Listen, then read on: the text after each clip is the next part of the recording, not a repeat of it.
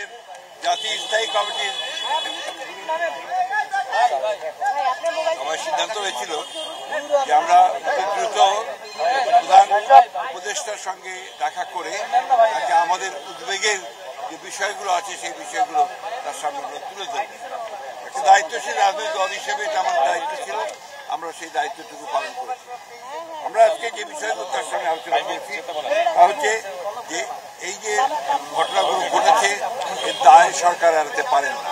এই জন্যে যে সরকারের বিভিন্ন যে প্রতিষ্ঠানগুলো আছে, বিভিন্ন যে বাহিনীগুলো আছে, তাদের সামনেই এই ঘটনাগুলো একের পর এক ঘটেছে, যেটা আমরা মনে করি দেশের সার্বিকভাবে দেশের যে আইন শৃঙ্খলা পরিস্থিতি স্থিতিশীলতা তাকে যথেষ্টভাবে বিপন্ন করেছে এবং ফ্যাসিবাদকে সুযোগ করে দিয়েছে তাদের এই সম্পর্কে একটু কথা বলা।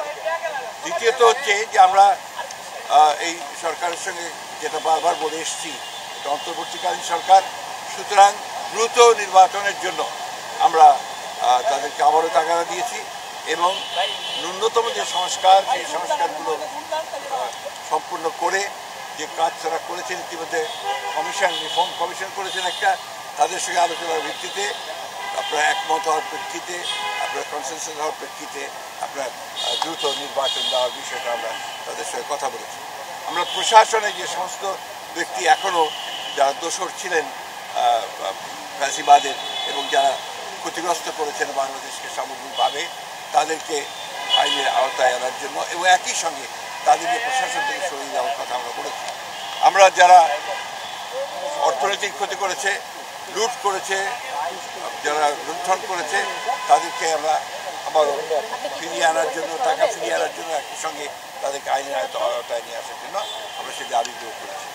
আমরা একই সঙ্গে যে কথাগুলো বলেছি তা হচ্ছে যে বিগত 15 বছর 16 বছরে যে মিথ্যা মামলা দিয়ে রাজনৈতিক নেতা কর্মীদেরকে যে হয়রানি করা হয়েছে সেই মামলাগুলো প্রত্যাহার করার ব্যাপারে আমরা নীতিগত সিদ্ধান্তের কথা বলেছি। তারা একমত হয়েছেন, তারাও আপনাদের সামনে কথা বলবেন, এই বিষয়গুলো তারা একমত হয়েছেন। আমরা দ্রব্যমূল্যের ব্যাপারে অত্যন্ত জোরালোভাবে বলেছি যে সরকারের অন্যতম প্রধান ব্যর্থতা হচ্ছে দ্রব্যমূল্য নিয়ন্ত্রণে না নিয়ে আসতে পারা, সেটা তারা বলেছেন যে তারা যেগুলো কাজ করছেন এই কাজগুলো তারা দ্রুত সরকারের চেষ্টা করবেন।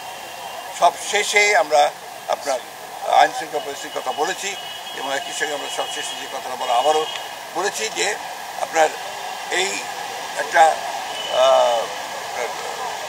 কি চলছিলেন অভিযান, আমরা অতীতেও অনেক অভিযান দেখেছি, সেই ধরনের কোনো পুনরাবৃত্তি যেন না হয়, অর্থাৎ কোনো ইনোসেন্ট মানুষ যারা আপনার যেন না হয় এবং এটা নিয়ে আবার যেন কোনো রকমের সমস্যা তৈরি করা না হয়, এই কথাগুলো আমরা অত্যন্ত জোরের সঙ্গে বলেছি।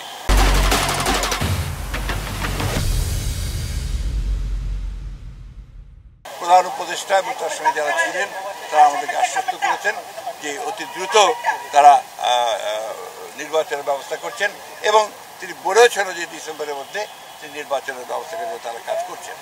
আমরা আশা করব যে জনগণের আশা যেটা আছে, প্রত্যাশা আছে অতি দ্রুত এবং একটা রোড ম্যাপ ঘোষণা করবেন তিনি, সেটার মধ্যে দিয়ে আমরা ডিসেম্বরের মধ্যেই নির্বাচন সম্পন্ন হবে বলে আমরা প্রত্যাশা করছি, জনগণের প্রত্যাশা করছি। এবং সেই সঙ্গেই আমরা যেটা বিশ্বাস করি যে গণতান্ত্রিক সরকারের যে আপনার কন্ডিশন হবে গণতান্ত্রিক ব্যবস্থায়, সেটা অনেক সহজ হয়ে যাবে যদি আপনার একটা নির্বাচন অনুষ্ঠিত হয়।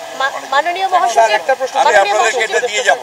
একটা ছোট্ট একটা প্রশ্ন, সেটা হচ্ছে যে উপদেষ্টা আজকে একজন উপদেষ্টা বলেছেন যে জাতীয় নির্বাচনের আগে স্থায়ী নির্বাচনের ব্যক্তিগত সিদ্ধান্ত তারা নিয়েছেন, আলাপ আলোচনা করে পরবর্তী